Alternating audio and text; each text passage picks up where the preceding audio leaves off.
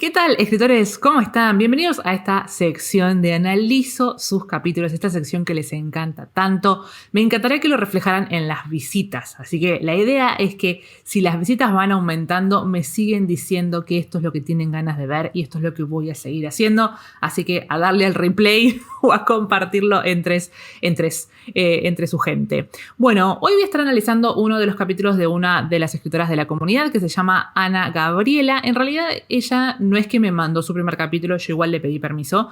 Ella en realidad me contrató para que yo le hiciera un informe de lectura sobre su manuscrito completo, pero cuando leí ese primer capítulo la verdad que me gustó tanto que le pedí permiso para poder mostrarlo al resto de la comunidad y que vean todos estos elementos que yo siempre machaco para que estén en un primer capítulo, porque para mí me parece que hacen un primer capítulo súper interesante. Así que eso es lo que vamos a ver en el día de hoy.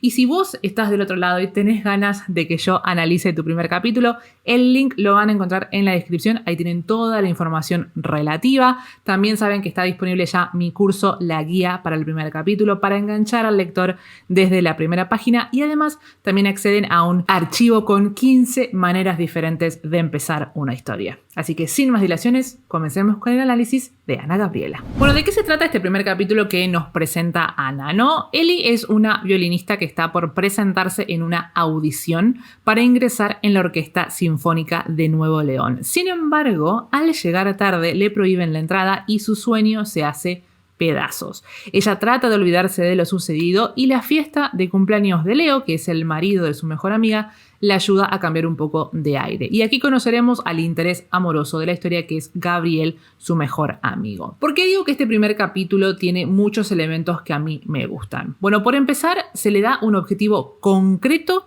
a la protagonista. Ella necesita cumplir ese objetivo en ese primer capítulo.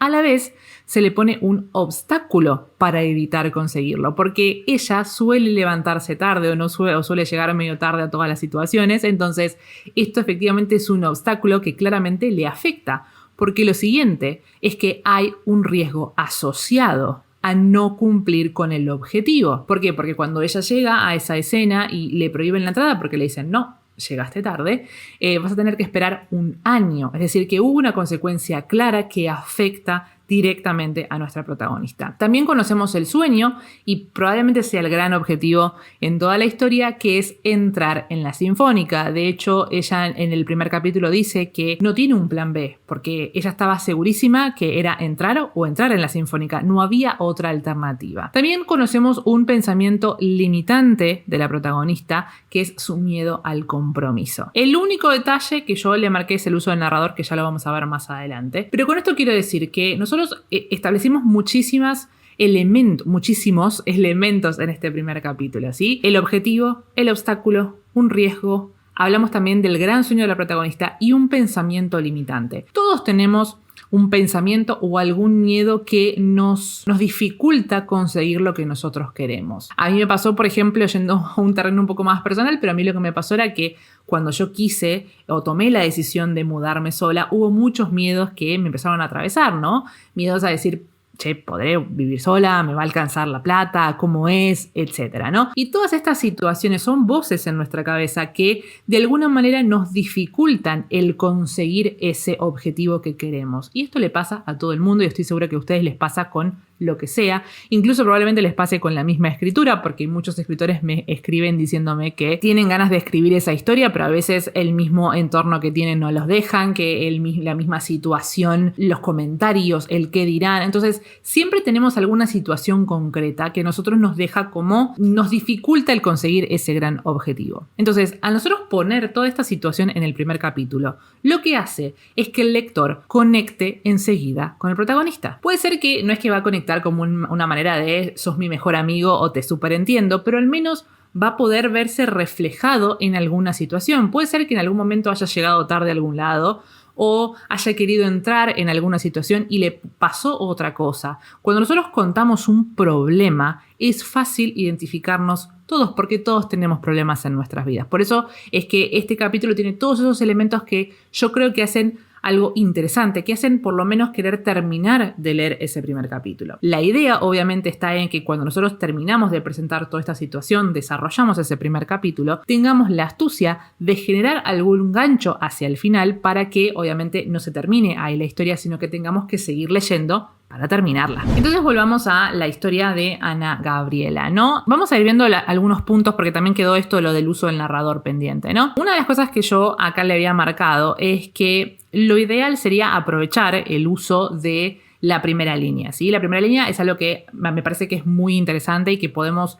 exprimir muchos condimentos usándola. Es uno de los elementos que yo explico en el taller de guía para el primer capítulo. Entonces, empezar acá con la onomatopeya de un ruido me parece como que es mucho. Entonces, por ahí sería, no sé, odiaba que la despertaran temprano o algo por el estilo. ¿Sí? Empezar con alguna frase que nos ayude a adentrarnos más en la historia. Bueno, después acá obviamente le marqué que fíjense que nosotros recién arrancamos la historia.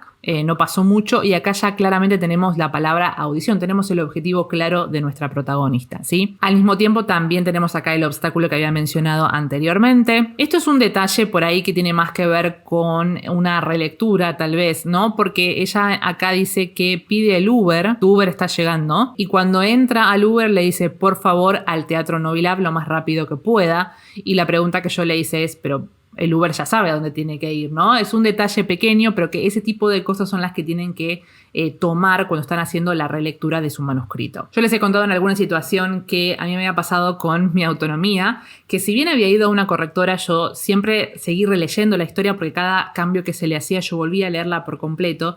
Y en una de las tantas relecturas me di cuenta que yo estaba diciendo que en 3 países distintos, creo que uno era Alaska, el otro era Argentina y el otro era Italia. En esos 3 países a la misma hora levantaron las copas y dijeron Feliz Navidad. Claramente no iba a ser posible porque todos esos países tienen diferencias horarias. Y ese detalle recién lo logré captar, probablemente creo que fue en la 5ª, 6ª relectura, así que por eso es importante que siempre relean sus historias. Bueno, acá el detalle que puse es que claramente está bueno que nos haya mostrado ya enseguida cuál es el gran objetivo de nuestra protagonista, el gran sueño que es entrar en la Sinfónica. Y esto acá es cuando yo hablaba del tema de introducir algún pensamiento limitante o algún miedo, porque acá dice, ya desde antes tenía la idea de que el matrimonio era una de las mayores estupideces que existían en el mundo y que gastar miles o incluso millones de pesos en eventos de ese tipo era de lo más absurdo. Y aún así había sido feliz viendo a Ana y Leo intercambiar votos en la iglesia. Después sí, obviamente la narración, ¿no?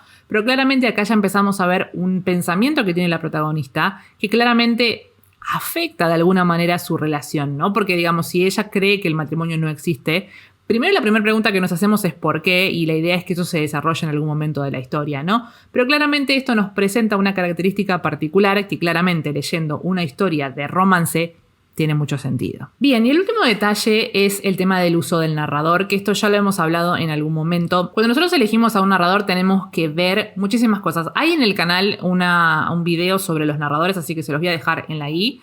Si me acuerdo, también en la descripción, pero les voy a dejar este video, donde básicamente nosotros lo que tenemos que entender es qué tipo de narrador necesita nuestra historia, ¿sí? Porque yo creo que no es que me siento más inclinado hacia un narrador, yo soy más de cuando estoy haciendo una historia por ahí escribo en un tipo de narrador que me parece que va y después digo, no era por acá, me parece que es este y la historia me pidió un narrador diferente. Entonces, este capítulo, ¿no? Al final nos damos cuenta que, digamos, el tipo de narrador que está usando Ana es un narrador en tercera persona limitado. Limitado a, en este caso era nuestra protagonista que es Ana, porque más adelante ya después lo usa con el punto de vista de Gabriel. El tema acá es lo siguiente. Nadie la conocía como él, está hablando de Gabriel. Nadie sabía lo que ella necesitaba tanto como él. Por algo, él era su lugar seguro. Gabriel siempre estaría para ella, o al menos eso creía. A ver, si bien tiene como un punch, un impacto esta palabra de o al menos eso creía. Hay que analizar si el narrador sabe estas cosas. Porque, digamos, es un recurso que si el narrador está, digamos, yo solamente estoy contando lo que está viviendo la protagonista en este momento, por más que esté usando el tiempo pasado. El tema acá es que el narrador sabe, o sea, está narrando desde un futuro, es decir, que muchas situaciones, como en este caso, le da esta posibilidad de que él diga o al menos eso creía.